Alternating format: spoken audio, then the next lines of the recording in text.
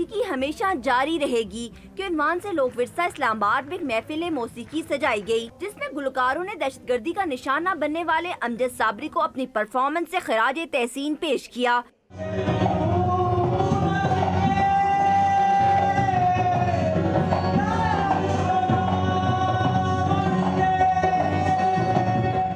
नौजवान गुलकारों ने तकरीब में बुल्ले शाह, फैज अहमद फैज का कलाम पेश करने के साथ साथ अमजद साबरी का गाया हुआ सूफियाना कलाम भी पेश किया, तो हाजरीन खूबसूरत धुनों में मस्त हो गए।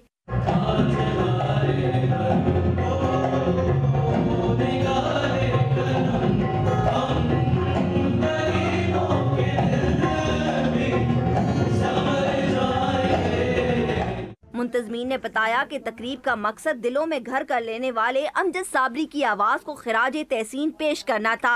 उनकी मौजूदगी हमारे दरमियान कतई कम नहीं होगी, बल्कि उनकी रोशनी मजीद फैलेगी। अमजद साबरी की आवाज़ नहीं है, ये मुआशरे की हर नस्ल की आवाज़ होगी और इंशाअल्लाह इतने ही ज़ोर शोर से उसका इजहार होगा। तकरीब के शुरका का कहना था कि दहशतगर्दों ने फनकार तबके पर हमला करके आवाम की आवाज को दबाने की नाकाम कोशिश की है। कैमरामैन राहिल कुरैशी के साथ फुजिया खानी, डॉन न्यूज़, इस्लामाबाद।